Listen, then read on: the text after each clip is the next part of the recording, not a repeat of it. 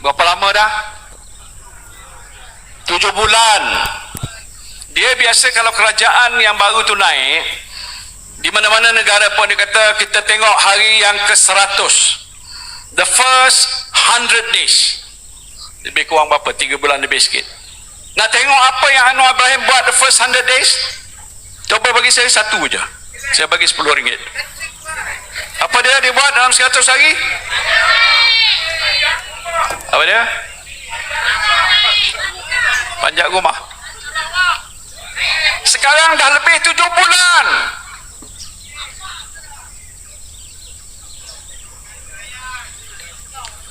Dah 7 bulan sampai hari ini tidak ada satu pun kenyataan. Dia kata tunggu. Pada bulan 8 ini dia akan keluarkan naratif ekonomi dia. Naratif apa? Rakyat bukan nak tunggu bulan 8. Bulan 8 dia dah turun dah. Betul tak? Nak tengok dia turun tak? Kalau nak tengok dia turun cepat, kita cepat-cepat undi pada Perikatan Nasional.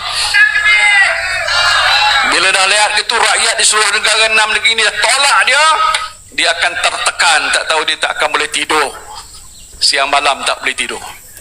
Saya tak pernah cerita yang itulah. Itu perkara yang agak luar sedikit daripada perkara yang nak kita bicarakan di sini. Tapi soal pokoknya tak ada apa-apa pun. Soal rasuah, saya dulu pun menentang rasuah.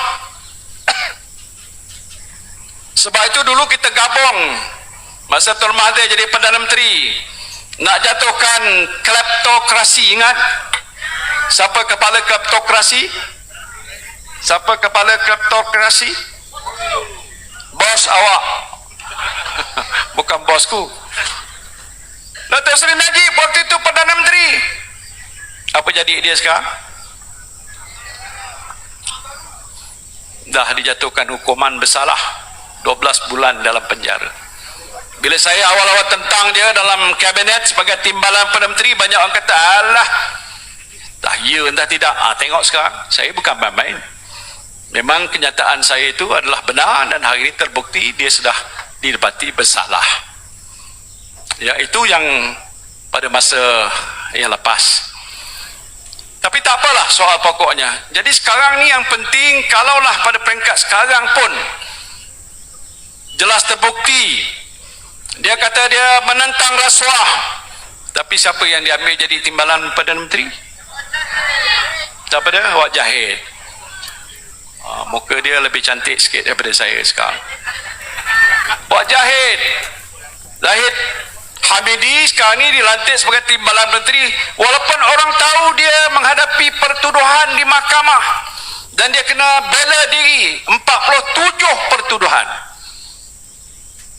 Sebab tu waktu kami membentuk Perikatan Nasional, UMNO di peringkat awal ada bersama dengan saya. Datuk Zahid juga yang minta supaya saya tolong bantu menyelesaikan masalah kes mahkamah. Saya beritahu, minta maaflah Zahid, saya tak boleh buat begitu, tak boleh campur urusan mahkamah, ini hal mahkamah. Dia kata saya tak buat apa-apa, dan saya tak buat apa-apa. Baguslah, kalau dibicarakan mahkamah, lepaslah awak, apa nak minta tolong dengan saya lagi. Itu jawab saya. Tapi akhirnya dia tarik sokongan, saya jatuh. Oh, okay, naik saya ke atas pun Tuhan tentukan, turun saya ke bawah pun Allah tentukan. Begitu. Persoalan pentingnya, kalau betul dia berjuang untuk menentang rasuah, sepatutnya Zahid tidak akan dilantik sebagai timbalan Perdana Menteri. Tadi kes Sivakumar, menteri dia, kes soal terowong oleh Lim Guan Eng, ini contoh-contoh yang sudah ada di hadapan mata. Kenapa tidak disegerakan? LCS nak beli 6 buah kapal, satu kapal pun hari ini tak datang. Bayar satu kapal 1 bilion lebih, kos sekali dekat 12 bilion tak silap saya. Sampai sekarang tak sampai-sampai pun. Ada orang kata ada kaitan dengan nama-nama yang saya sebutkan awal tadi. Jadi saudara, ini satu perkara yang agak amat serius. Sebab itu saya nak mengharapkan supaya dalam PRN di Selangor ni, macam di Sepang ni ada 3 kawasan DUN. Kawasan DUN Dengkil, Sungai Pelek dan Tanjung Sepat. Ya, 3 DUN ni kita nak minta supaya pengundi-pengundi kita semua sokong kepada Perikatan Nasional. Boleh tidak? Pasal mesej yang kita nak sampai itu penting untuk masa depan kita. Kalau kita terpilih juga pada Pakatan Harapan, saya tak tahulah apa akan jadi. Minta maaf, saya boleh cerita panjang sampai subuh, tapi saya tak ada masa nak cerita panjang. Mungkin ada ketika yang kedua datang second round besok lepas penamaan calon, manalah tahu. Nanti kita akan cerita panjang lebar untuk menjelaskan isu dan masalah yang boleh berlaku kepada negara. Saya tak sentuh soal DAP, tapi penting kerana dalam sana adalah kumpulan DAP. Saya tak sentuh panjang lebar tentang UMNO sekarang ni sudah bersekongkol dengan DAP. Sejarah UMNO berjuang sejak awal tahun 46 ditubuhkan.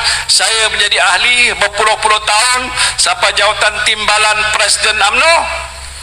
Kita berjuang untuk menentang ideologi yang dipelopori oleh DAP, yang tak sehaluan, yang tidak menyokong dasar-dasar yang memperjuangkan nasib orang Melayu dan Islam dalam negara kita. Konsep Malaysia. Saya boleh cerita panjang. Sekarang ni UMNO sudah bersyubahat. Saya fikir di belakang ada orang UMNO kot. Kalau ada baguslah. Ahlan wa sahlan wa marhaba. Sila datang ni. Kalau tak keluar daripada UMNO pun tak apalah. Sementara belum berfikir panjang, tapi bila sampai PRN ni pangkah pada Perikatan Nasional. Terima kasih. Itu saja yang mohon. Saya tahu di setengah-setengah tempat tu banyak yang telah meninggalkan cawangan. Bilik gerakan ada sebelah belakang tu dah tutup. Harap dia tak akan buka-buka lagi. Betul tak? Pasal masalah ini prinsip perjuangan.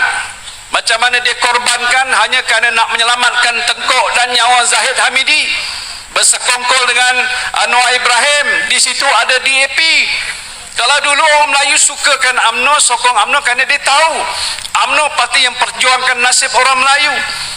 Bukan hari ini sokong UMNO, kalau ada calon UMNO, tapi yang dapatnya besok DAP sebelah sana. Itu bahaya, tuan-tuan.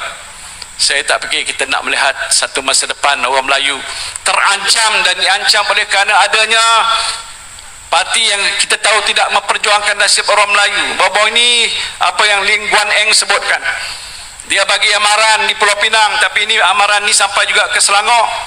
Dia kata jangan sokong pada Perikatan Nasional kerana gelombang hijau yang kami bawa dulu masa PRU yang baru lalu ni yang menggerunkan dia. Tapi dia kata kalau sokong, maka semua gereja, tokong-tokong, tempel-tempel akan dirobohkan oleh kerajaan Perikatan Nasional. Betul ke tu? Itu satu hasutan. Dah ramai dah orang buat laporan pada polis untuk siasat, dan saya fikir sedang pun disiasat oleh pihak polis. Kita tak boleh main soal begitu. Jadi sebab itu pada malam ni ringkasnya saya mohon kerjasama daripada semua bapa-bapa, anak-anak muda yang ada kat sini yang memang pun ada hak untuk mengundi, untuk keluar beramai-ramai. Kalau boleh di sini tunjukkan satu rekod hampir 100% pengundi khasnya orang Melayu akan keluar mengundi pada 12 hari bulan yang akan datang ini. Boleh ataupun tidak?